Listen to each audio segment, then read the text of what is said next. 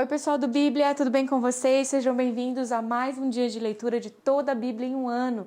Nós estamos na semana 50, pessoal, dia 4. E hoje juntos vamos ler Jonas 3 e 4, Provérbios 22 e 23. Vamos lá?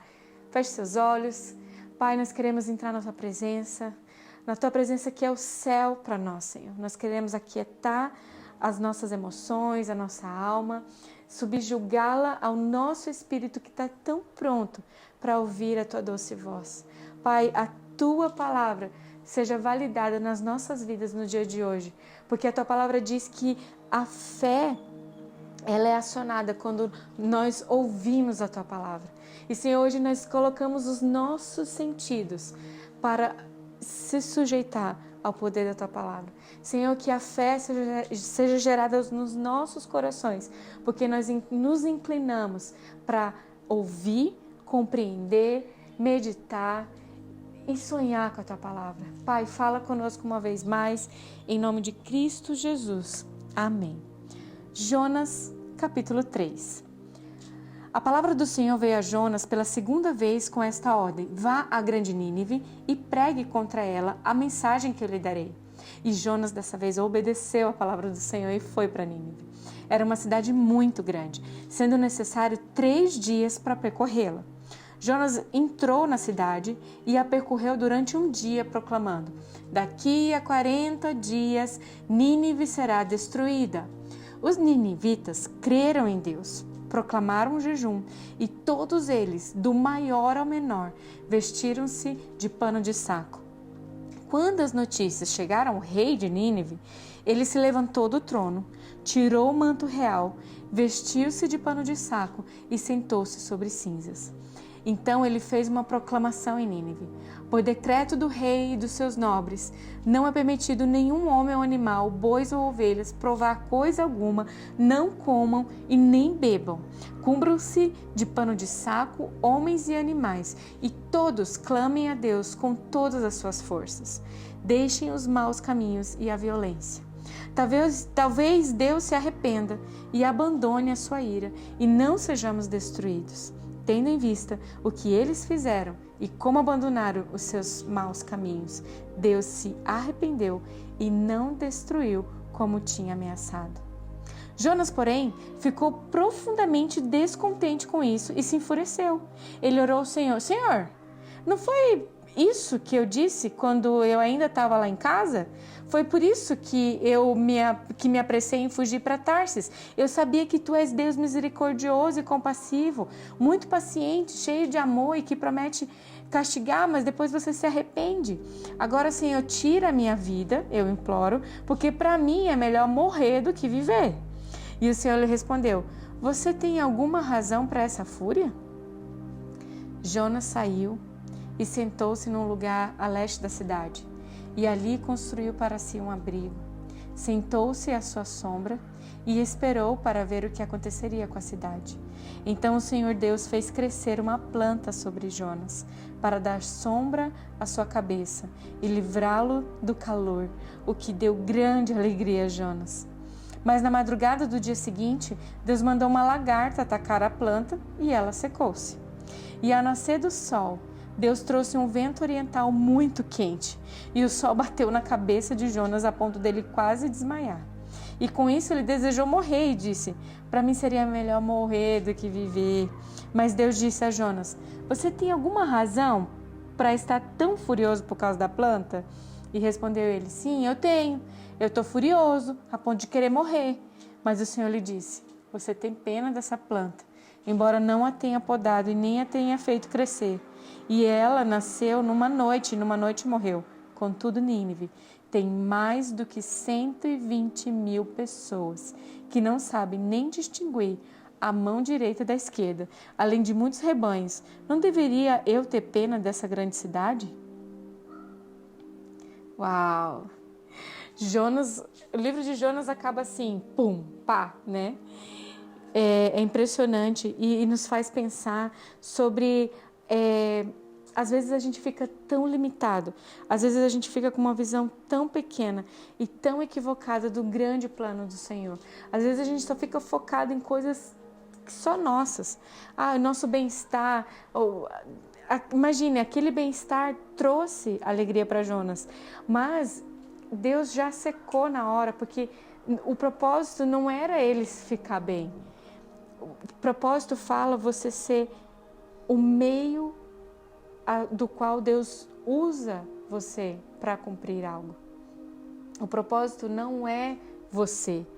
Você é o meio pelo qual Deus vai realizar o propósito dele. Então, Deus concedeu a Jonas outra oportunidade de servir.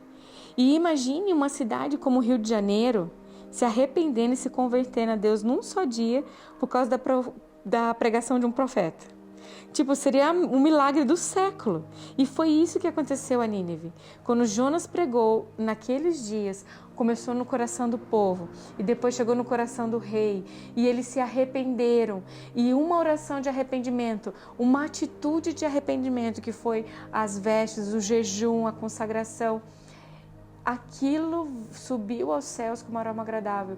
E aquilo mudou o coração de Deus em relação ao juízo que estava para vir sobre aquela cidade. Quantas coisas nós precisamos. Não que isso seja uma receita para você obter coisas que você tanto deseja, e aí sim você vai fazer esse tipo de atitude. Mas é no seguinte sentido: Deus, se existe algo de juízo para cair sobre mim, o arrependimento, Deus tem misericórdia, Deus tem misericórdia, Deus tem misericórdia, né? E a gente sempre está com os nossos olhos na salvação, que é o Senhor. Continuando então, Provérbios, capítulo 22. A boa reputação vale mais do que grandes riquezas. Desfrutar de boa estima vale mais que prata e ouro. O rico e o pobre têm isso em comum: o Senhor é o Criador de ambos. O prudente percebe o perigo e busca refúgio. O inexperiente segue adiante e sofre consequências. A recompensa da humildade e do temor do Senhor são a riqueza, a honra e a vida. E no caminho do perverso há espinhos e armadilhas. Quem quer proteger a própria vida, mantenha-se longe dele. Instrui a criança segundo os objetivos que você tem para ela, e mesmo com o passar dos anos, não se desviará deles. O rico domina sobre o pobre. Quem toma emprestado é escravo de quem empresta. Quem semeia a injustiça colhe a maldade, e o castigo da sua arrogância será completo. Quem é generoso será abençoado, pois reparte o seu pão com o pobre. Quando se manda embora o zombador, a briga acaba, cessam as contendas e os insultos.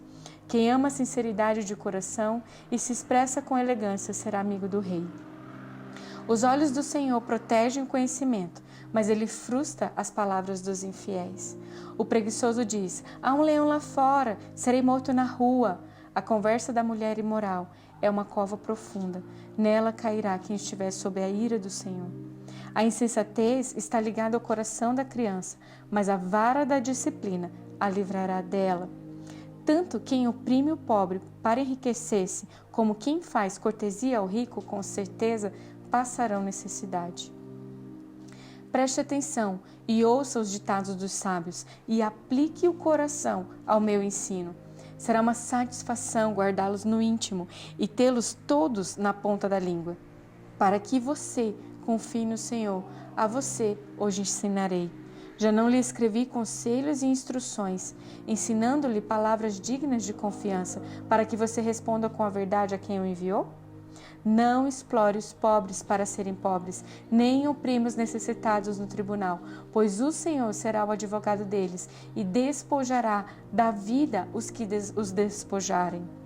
Não se associe com quem vive de mau humor, e nem ande em companhia de quem facilmente se ira. Do contrário, você acabará imitando essa conduta e cairá numa armadilha mortal. Não seja como aquele que, com um aperto de mãos, empenham-se com outros e se tornam fiadores de dívidas. Se você não tem como pagá-las, por que correr o risco de perder até a cama em que você dorme? Não mude de lugar os antigos marcos que limitam as propriedades e que foram colocados por seus antepassados. Você já observou um homem habilidoso no seu trabalho? Ele será promovido ao serviço real e não trabalhará para a gente obscura. Quando você se assentar para uma refeição com alguma autoridade, Observe com atenção quem está diante de você e encoste a faca à sua própria garganta se você estiver com grande apetite. Não deseje as iguarias que lhe oferece, pois podem ser enganosas. Não esgote suas forças tentando ficar rico, tenha bom senso. As riquezas desaparecem assim como você as contempla. Elas criam asas e voam como águias pelo céu. Não aceite a refeição de um hospedeiro invejoso e nem deseje as iguarias que lhe oferece, pois ele só pensa nos gastos. E ele diz, come e beba, mas não fala com sinceridade. Você vomitará o pouco que comeu e desperdiçará a sua cordialidade. Não vale a pena conversar com o tolo, pois ele despreza a sabedoria do que você fala. E não mude de lugar os antigos marcos de propriedade e nem invada as terras dos órfãos, pois aquele que defende os direitos deles é forte. Ele lutará contra você para defendê-los. Dedique-se à disciplina o seu coração e os seus ouvidos às palavras que dão conhecimento. Não evite disciplinar a criança. Se você a castigar com a vara, ela não vai morrer. Castigue-a você mesmo com a vara e assim a livrará da sepultura. Meu filho, se o seu coração for sábio, o meu coração se alegrará. Sentirei grande alegria quando seus lábios falarem com retidão. Não invejem os pecadores em seu coração e melhor será que tema sempre o Senhor. Se agir assim, certamente haverá bom futuro para você e a sua esperança não falhará. Ouça, meu filho, e seja sábio. Guie o seu coração pelo bom caminho. Não ande com os que se encharcam de vinho e nem com os que se empanturram de carne, pois os bêbados e os glutões se empobrecerão e a sonolência os vestirá de trapos. Ouça o seu pai que gerou. Não despreze a sua mãe quando ela envelhecer. Compre a verdade e não abra mão dela, nem tampouco da sabedoria, da disciplina e do discernimento. O pai do justo exultará de júbilo, quem tem filho sábio nele se alegra. Bom será que se alegrem seu pai e sua mãe, e que exulte a mulher que te deu à luz. Meu filho, dê-me o seu coração, mantenha os seus olhos nos meus caminhos, pois a prostituta é uma cova profunda e a mulher pervertida é um poço estreito. Como o assaltante, ela fica de tocaia e multiplica entre os homens os infiéis. De quem são os ais? De quem as tristezas? E as brigas de quem são? E os ferimentos desnecessários? De quem são os olhos vermelhos? Dos que se demoram bebendo vinho, dos que andam à procura de bebida misturada? Não se deixe atrair pelo vinho quando está vermelho, quando cintila no copo e escorre suavemente. No fim ele morde como serpente e envenena como víbora. Seus olhos verão coisas estranhas e a sua mente imaginará coisas distorcidas. Você será como quem dorme no meio do mar, como quem se deita no alto das cordas do mastro e dirá, espancaram-me, mas em nada senti, bateram em mim, mas nem percebi, quando acordei para que possa beber mais uma vez. Uau, glória a Deus pela a palavra do Senhor. Deus abençoe a sua vida no dia de hoje e até amanhã.